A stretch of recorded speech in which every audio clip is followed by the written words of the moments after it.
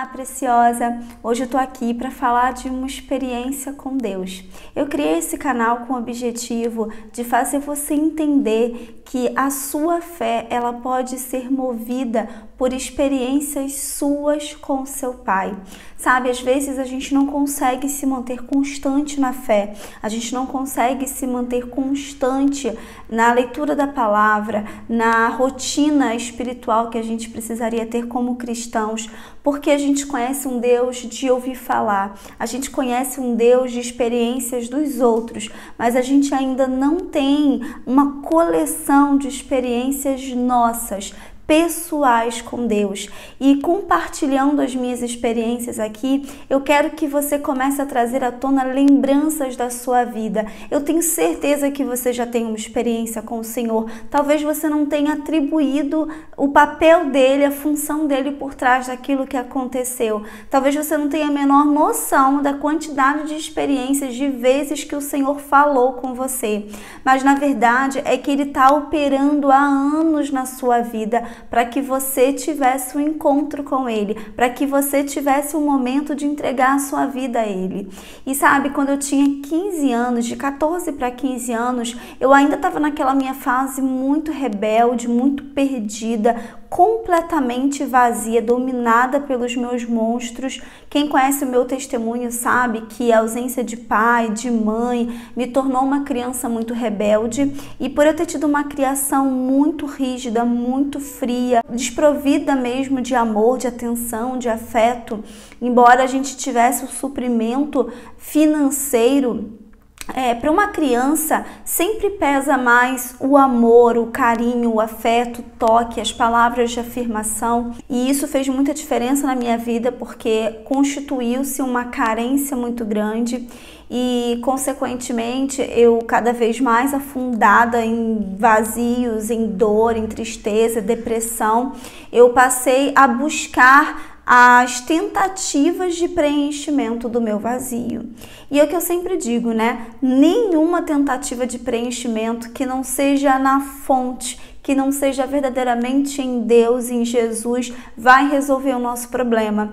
Mas eu fui apresentada aos 14 anos por uma amiga da escola, né? Bem nos tempos de escola mesmo, para uma religião ou uma crença chamada Wicca. E eu não sei se você sabe, mas as Wiccas, elas nem se denominam bruxas, elas falam que é algo muito ultrapassado, é algo de perseguição, né, dos tempos antigos, e elas se denominam feiticeiras, e elas pregam o sagrado feminino, elas pregam um brilho, uma beleza da mulher, um contato mais íntimo, mais profundo com a natureza. Tudo parece muito lindo, ok? À primeira vista, né, não tinha nada que você pensasse assim, nossa, isso aqui é do coisa ruim, né? Isso aqui é do capeta, isso aqui não é legal não, isso aqui não é de Deus. Nada que te dissesse que isso era errado. E eu não conhecia, né, o Senhor da maneira, obviamente, que eu conheço hoje. Então, eu apresentada a isso, né, eu achei uma solução para o meu problema de baixa autoestima. Eu era o patinho feio da sala, da escola, eu era rejeitada na família, eu era bastarda, e aí isso veio como uma solução para que eu me desenvolvesse, aflorasse, me sentisse poderosa, me sentisse bela, me sentisse especial. É exatamente isso, né? É com esse tom, é com esse objetivo que eles vêm te abordando, né? Em livros, enfim, uma série de coisas. E eu realmente, como eu sou muito estudiosa, como eu costumo me entregar de corpo e alma para tudo que eu faço, eu mergulhei de cabeça, eu comprei livros, eu comecei a estudar, eu comecei a comprar as coisas que precisava para fazer, sei lá, os rituais, e aparentemente só para coisas boas. No começo tudo lindo, tudo azul, e eu e essa amiga começamos a compartilhar as experiências, os aprendizados, os conhecimentos sobre essa seita, né? E passado algum tempo, eu lembro que eu comecei a me transformar de tal maneira que eu não conseguia mais tomar banho quente. Se eu fosse tomar um banho morno, como a gente toma normalmente, né, em casa, e quando eu ligava o chuveiro e que eu tentava entrar nessa água, eu sentia o meu corpo como se estivesse queimando em brasas. Impressionante. Eu que nunca fui adepta de banho frio, não sou até hoje, não vou negar para vocês, eu não suporto banho frio. Pode estar o verão que for, é muito raro eu desligar a função lá de morno ou quente do chuveiro. E no inverno, então, eu tomo pelando, né? E naquele momento eu me vi não conseguindo tomar banho morno, insuportável. E aí a gente vai percebendo que sim, há uma influência e há uma mudança de dentro para fora que muitas vezes a gente não percebe, mas está acontecendo algo que você não tem controle. E eu comecei a usar o pentagrama, eu comecei a falar, me mover, me comportar. E de repente eu comecei a atrair olhares de meninos, de pessoas à minha volta que eu nunca tive isso. Lembra, eu era o patinho feio da escola, da minha sala, sempre fui patinho feio. De repente eu comecei a me tornar a menina mais popular, o menino mais lindo, mais disputado, mais desejado, mais assediado da minha época, né? Daquelas séries ali, né? Juntinhas. Ele se interessou por mim, ele quis ficar comigo, enfim, eu me senti uau, o máximo, isso aqui é demais, isso aqui é maravilhoso, isso aqui era tudo que eu precisava. E, gente, isso cresceu tanto dentro de mim que eu comecei, né, a utilizar isso também para o mal. E eu lembro até hoje quando, por uma rixa, né, por uma bobeira de criança, né, em tempos de escola, eu simplesmente lancei, né, uma praga, não lembro exatamente como era, os dizeres, enfim, para uma menina que me perseguia, que fazia bullying comigo. E eu estudava numa escola que ela era muitas ladeiras, assim, e a gente estava no meio, assim, no começo de uma ladeira, né, bem no alto de uma ladeira. E quando eu falei isso, a gente estava descendo porque era hora de saída, acho que era hora de saída. E aí eu fiz isso, eu joguei toda a energia, toda a força, sabe, de vingança naquela menina. E de repente eu vi aquela menina cair, tropeçar, eu não sei, e ela desceu rolando aquela ladeira e não se machucou muito, ralou, né, lógico, obviamente. Mas assim, naquele momento eu fiquei muito assustada. Quando eu vi que de fato aquilo aconteceu, aquilo pegou de uma maneira tão rápida, eu fiquei muito assustada. E ali veio um estalo de: Carol, isso não é legal. Você passou dos limites, né? Você não é essa pessoa, você não é uma pessoa ruim, você não é uma pessoa que vai fazer mal nem para uma formiga, que dirá para um ser humano. E algo inconsciente dentro de mim já me fez sentir que isso não estava legal. E eu comecei a ver que talvez eu tivesse ido longe demais. E eu tive muitas experiências, né, dentro dessa seita. Eu realmente me envolvi de corpo e cabeça, como eu disse, eu sou assim, eu sou intensa e tudo que eu faço com excelência, eu gosto disso e não foi diferente. Então sair para mim depois de tudo aquilo, né, seria um processo também difícil. Mas eu tomei essa decisão, gente, e tomada essa decisão, eu cortei, né, todas as ligações com isso, parei mesmo, só que eu não tinha uma proteção divina, eu não tinha Deus, eu não tinha relacionamento com Deus, eu não acreditava nem direito em Deus, em nada, eu não tinha temor, eu não tinha a menor maneira de me proteger e nem de compreender aquilo que eu tinha feito. E assim, passado alguns meses depois, eu lembro que na festa de Halloween, dia 31 de outubro daquele ano, né, logo em seguida que eu decidi sair, no próximo outubro, né, dia 31 de outubro, eu lembro que eu tinha passado a tarde na casa de uma amiga depois da escola. A minha casa estava em obras, né, eu já tinha 15 anos e a minha casa estava em obras, em reforma geral. E quando eu cheguei dessa casa dessa amiga, As pessoas, os pedreiros que trabalhavam lá em casa estavam tomando banho, estavam se ajeitando para ir embora, mas ainda tinha um tomando banho quando eu fui lá fora para pegar um pano de chão, uma vassoura para limpar a minha casa, porque todo dia no final do dia, né, com a casa em obras, a gente tinha que pelo menos passar um pano. E foi nesse momento que eu senti a primeira pedrinha. Fiquei um pouco assim, né, assustada, mas eu achei que tinha um basculante aqui atrás desse banheiro que esse pedreiro estava tomando banho, então eu achei realmente que tivesse sido ele. E eu falei, ô, para com isso, que não sei o quê. E ele nem me respondeu porque ele estava debaixo do chuveiro.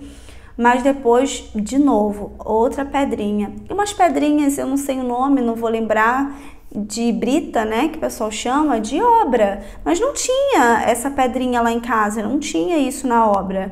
E eu achei muito estranho. Sabe quando você não quer acreditar? E eu insistindo que era ele que estava atacando, ou alguém estava fazendo aquilo comigo. Eu comecei a gritar, ó, pode parar, hein, que não sei o que, bola é bobeira, isso pode machucar, que não sei o que.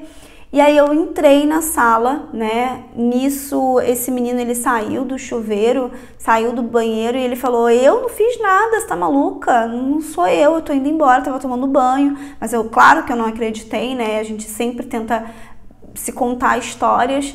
E aí eu entrei para dentro de casa e tava limpando a sala, né? Eu fui para limpar a sala, começar a passar pano na sala. Foi quando o volume de pedras, né, de ser apedrejada realmente começou a aumentar. Era de fato aquela pedrinha, mas gente, pensa, um monte de pedrinha voando do nada, de onde você não tá vendo e você não entender aquilo, você não tá vendo nada, mas estão te apedrejando. Foi exatamente isso que eu vivi, foi essa loucura de repente, e eu comecei a gritar, comecei a ficar assustada. Minha tia desceu, minha tia tava lá em cima, no segundo andar da nossa casa, minha irmã na época que morava com a gente. E elas ficaram assim na ponta da escada olhando pra mim naquela cena. Eu não sei o que acontece, mas elas não conseguiam chegar até mim, elas não conseguiam vir até mim me ajudar. Elas ficaram paradas na pontinha, assim, no último degrau da escada, eu na sala, mas eu não conseguia, elas não conseguiam chegar até mim. E eu gritava, eu chorava, eu gritava, para, pelo amor de Deus, para. Você só via aquelas pedrinhas voando, né, tipo, me acertando. E nada, e a minha tia começou a gritar, ora, pede ajuda a Deus, peça socorro, começa a rezar, não era nem hora, né, porque minha tia nunca foi evangélica, não era cristã, enfim, ela só falou reza, canta uma música, louvor, e na hora eu não sabia rezar, não tinha costume, eu comecei a cantar uma música da missa dos tempos de catequismo, né, catecismo, que eu era da igreja católica. Aí eu conhecia umas músicas daquela época e eu comecei a cantar, eu comecei a pedir ajuda de Deus, eu comecei a implorar ajuda, misericórdia. E, gente, eu cansada de ser apedrejada, assim, sabe? Tava doendo, não era nada que pudesse me ferir, mas era uma situação horrorosa, assustadora. E aí eu lembro que foi parando, até que cessou e a minha tia e minha irmã conseguiram chegar até mim e me acudir. E minha tia falou, o que foi isso? O que você fez? Você tá envolvida com o quê? Porque até então era escondido, né? Ela não sabia dessa questão da Wicca nem nada. E eu acredito hoje, gente, de verdade, que aquilo foi uma resposta do inferno por eu ter saído e abandonado, né, aquilo. E claro, eu não tinha ainda, né, a cobertura do sangue de Jesus sobre a minha vida, me guardando e me protegendo. E com isso eu quero te dizer que muitas vezes a gente é enganada por falta de conhecimento, muitas vezes vãs heresias, né, vãs doutrinas, seitas, conseguem nos enganar por falta de conhecimento. Eu não tinha como saber que aquilo não era de Deus. Por quê? Porque me faltava relacionamento com Deus, me faltava a direção do Espírito Santo dentro de mim, me guiando, me faltava o sangue de Jesus cobrindo a minha vida, pagando o preço por mim. E eu quero te dizer que você deve valorizar a sua salvação, porque a sua salvação não é pouca coisa, não, a sua vida não custou pouca coisa, a sua vida não vale pouca coisa. O que mais Satanás gosta de fazer é com que a gente se sinta sem valor. O que mais ele tem atacado muitas mulheres, eu vejo e percebo isso, é na percepção de valor. Mas só você acha que você não tem valor, porque Deus sabe o seu valor, o próprio diabo, Satanás sabe o seu valor. O preço de uma alma, o valor de uma alma, gente, é inestimável, nem a nossa mente humana conseguiria alcançar. E se você não fosse valiosa, você acha mesmo que Satanás lutaria todos os dias, né, contra Deus para te atingir, para te atacar, para roubar você da presença de Deus? Você acha que se você valesse pouco, seria mesmo essa batalha, essa guerra espiritual? Não, para que ele desempenhe tanta gente, tantos demônios, tantas artimanhas, tantas ciladas, tantos dardos inflamados, é porque você vale sim muita coisa e ele não consegue atacar diretamente a Deus. Então ele ataca os seus filhos, ele ataca os filhos de Deus, porque que pai e que mãe não viram um leão quando atacam os seus filhos? Você imagina Deus, se nós que somos maus, falhos, já viu uma mãe falando, né, faz comigo, mas não faz com meu filho não, que eu viro o bicho. Isso somos nós, humanas e falhas. Imagina Deus, que é o seu Pai verdadeiro, que sonhou, formou você, planejou cada detalhe seu, e aí vem o diabo para tentar roubar a gente da presença, tentar tirar a gente do nosso Pai, do nosso protetor, debaixo das asas do Senhor. O que eu quero te dizer com isso é que Deus sempre cuida dos seus. Até mesmo naquela época, quando eu ainda não conhecia Jesus, quando eu ainda não estava salvo, ainda não tinha confessado Jesus como Senhor e Salvador da minha vida e crido no meu coração, ainda assim, quando eu supliquei, eu levantei a mão pedindo socorro, imediatamente eu tenho certeza que Deus enviou seus anjos para batalharem, guerrearem ao meu favor, e foi só por isso que aquilo passou e aquilo acabou. E eu tenho muitas outras histórias e experiências que eu vou compartilhar aqui com vocês, testemunhos de batalha espiritual, sequestro espiritual, curas, enfim, uma série de coisas para ativar a sua lembrança e você começar a observar o que Deus fez na sua vida muito antes de você conhecer a Ele, muito antes de você realmente entregar a sua vida para Ele, e depois também desse momento quando você passa a acreditar em Jesus e começa a colecionar as suas próprias experiências e aumentar a sua fé, porque isso é um exercício de fé.